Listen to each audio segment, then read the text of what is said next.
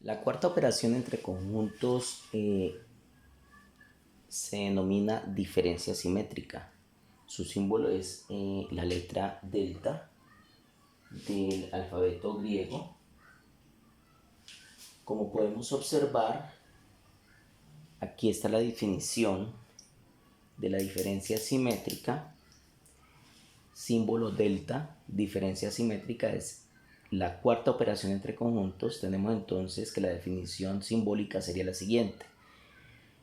La diferencia simétrica entre el conjunto A y el conjunto B es o es igual a todos los elementos X, tales que esos X pertenecen a la unión entre el conjunto A y el conjunto B, y esos mismos X no pertenezcan a su intersección.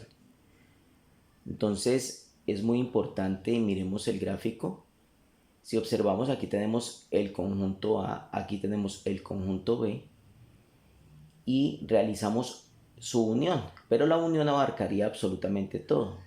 Pero el concepto de diferencia simétrica es muy claro cuando me dice que esos X no pertenezcan a su intersección. Recordemos que la intersección entre A y B es esta pequeña zona en donde hay elementos que se repiten en A y que se repiten en B. Esos elementos se deben obviar porque la diferencia simétrica simplemente tiene en cuenta los elementos de A y B unidos, pero no los que se repiten. Vamos a ver un pequeño ejemplo.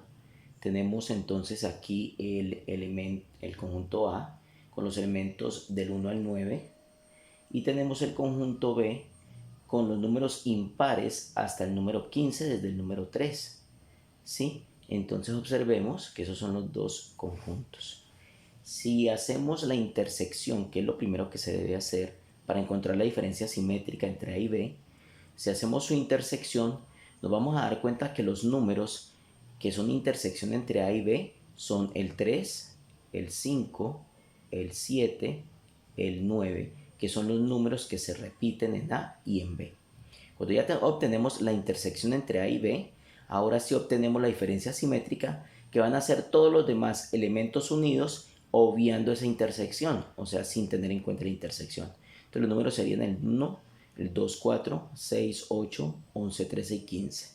Ahí quedan unidos entonces los elementos del conjunto A y el conjunto B sin tener en cuenta su intersección. Gráficamente queda definido de esta forma. Entonces observen que esta es la intersección AB, por lo tanto esos elementos no se tienen en cuenta en la diferencia simétrica.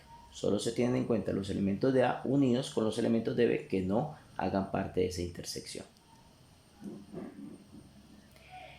Un ejemplo de la vida cotidiana se da, por ejemplo, cuando tenemos un grupo de estudiantes en los cuales en ese grupo pueden haber ejemplos 100 estudiantes, y entonces nos dicen que hay, por ejemplo, 3 deportes para practicar, ¿sí? Entonces tenemos, por ejemplo, fútbol, básquetbol y voleibol.